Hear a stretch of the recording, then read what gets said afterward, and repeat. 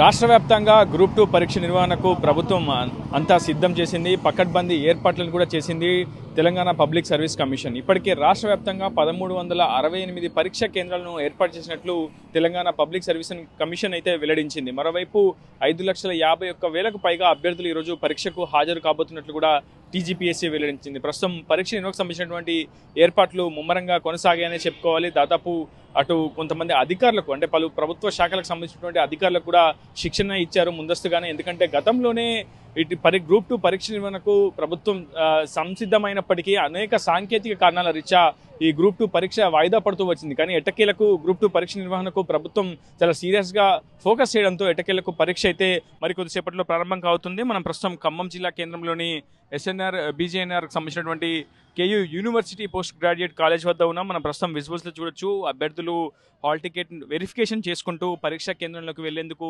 ఇప్పటికే ముమ్మరంగా తనిఖీ కూడా చేసుకున్నటువంటి సిచ్యువేషన్ ఉంది. అయితే ఖచ్చితంగా టీజీపీఎస్సీ మొదటి నుంచి ఏ కాంపిటేటివ్ ఎగ్జామ్ నిర్వహించినా స్పష్టమైనటువంటి నిబంధనలతో కూడినటువంటి మాన్యువల్ కూడా ముందస్తుగానే విడుదల చేయడం జరుగుతుంది.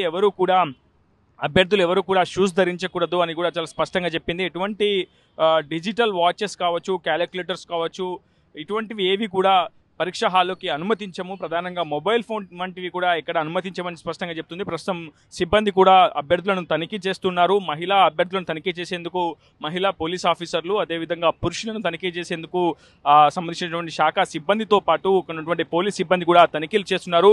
పరీక్ష నిర్వహణలో ఎటువంటి లోటుపాట్లు అంతరాయం తలెత్తకుండా, ప్రధానంగా పరీక్ష కేంద్రాలకు ఎటువంటి విద్యుత్ అంతరాయం కలగకుండా ముందస్తుగానే జనరేటర్లు కూడా ఏర్పాటు చేశారు.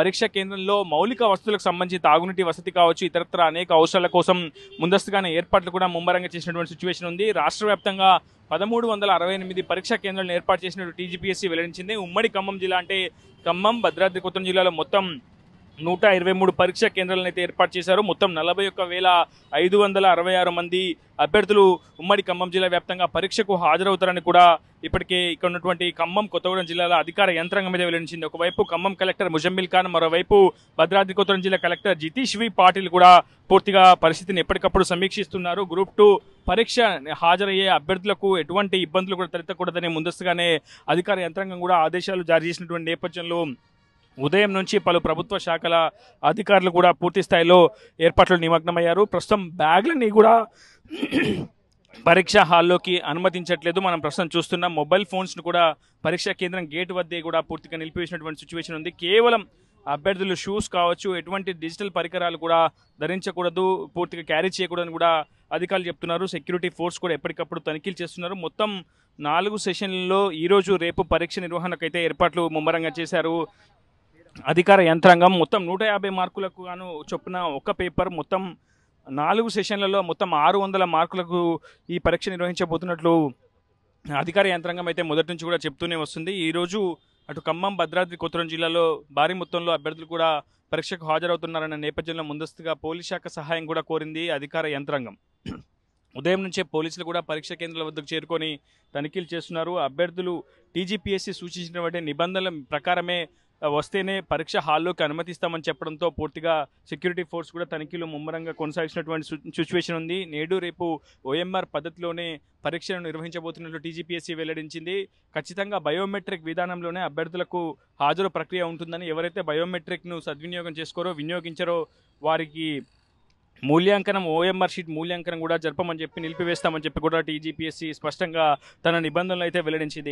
ఏమైనప్పటికీ దాదాపు ఎంతో కాలం తర్వాత, నిరీక్షణ తర్వాత ఎట్టకేలకు గ్రూప్ 2 పరీక్ష నిర్వహణకైతే ప్రభుత్వం చర్యలు తీసుకుందనే చెప్పుకోవాలి. మరికొద్ది సేపట్లోనే దాదాపు ఏళ్ల కాలంగా ప్రిపేర్ అయినటువంటి అభ్యర్థులంతా కూడా తమ భవితవ్యాన్ని అయితే పరీక్షించుకోబోతున్నారు. మొత్తం 783 పోస్టులకు గ్రూప్ 2 సర్వీస్ పోస్టుల భర్తీ కోసం 2022 డిసెంబర్ 9నే ప్రభుత్వం నోటిఫికేషన్ అయితే జారీ చేసింది. కానీ అనేక సాంకేతిక కారణాలు కావచ్చు, అనేక కారణాల రీత్యా ఈ పరీక్ష నిర్వహణ వాయిదా పడుతూ వచ్చింది. కానీ తెలంగాణలో కాంగ్రెస్ అధికారంలోకి వచ్చిన తర్వాత ఒక్కొక్కటిగా అన్ని నోటిఫికేషన్లను జారీ చేస్తుంది. ఇప్పటికే జాబ్ క్యాలెండర్ కూడా ప్రకటించింది.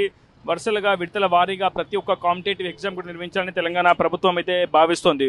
సో అందులో భాగంగానే గ్రూప్ 2 పరీక్షకు ఇప్పటికే హాల్ టికెట్లు మంజూరు చేసినటువంటి ప్రభుత్వం ఈ రోజు రేపు పరీక్ష అయితే నిర్వహించబోతుంది. పరీక్ష ప్రారంభానికి అరగంట ముందే కూడా గేట్లు మూసివేస్తామని చెప్పి ఇప్పటికే టీజీపీఎస్సీ వెల్లడించింది. ఉదయం 10 గంటల నుంచి 12:30 వరకు, మధ్యాహ్నం 3 గంటల నుంచి 5:30 వరకు పరీక్ష సమయంగా టీజీపీఎస్సీ వెల్లడించింది.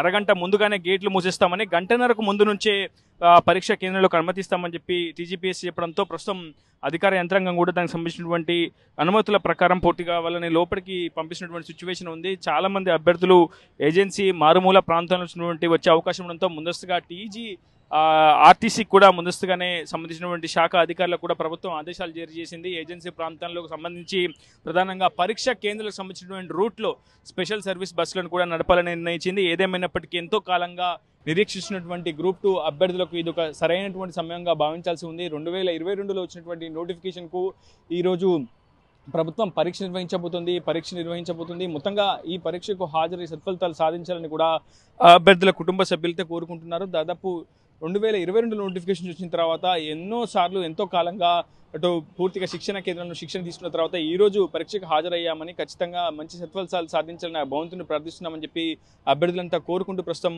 పరీక్షా హాల్లోకి వెళ్తున్నటువంటి సిచ్యువేషన్ ఉంది.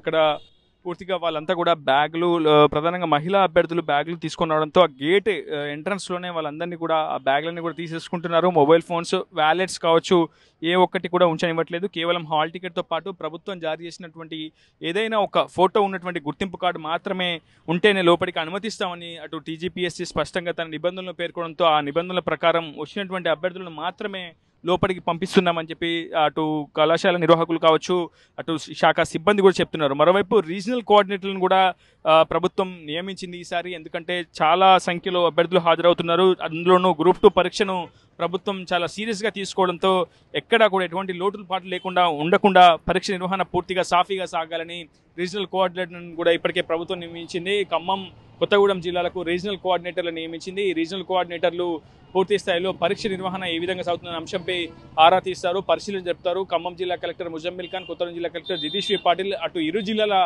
సిపిలు రోహిత్ రాజ్, సునీల్ దత్ కూడా ఎప్పటికప్పుడు గ్రూప్ 2 పరీక్ష నిర్వహణలో ఎటువంటి లోటుపాటు లేకుండా, ఎవరికి ఏ ఇబ్బంది లేకుండా పూర్తి స్థాయిలో ప్రశాంతంగా పరీక్ష సాగేలా పూర్తి స్థాయిలో ఏర్పాట్లు చేస్తున్నారు. RTV ఖమ్మం నుంచి మరిన్ని వీడియోస్ కోసం ఛానల్ ని సబ్స్క్రైబ్ చేయండి. లేటెస్ట్ అప్డేట్స్ కోసం వాట్సాప్ ఛానల్ ని ఫాలో అవ్వండి. ఆ లింక్ డిస్క్రిప్షన్ లో ఉంది.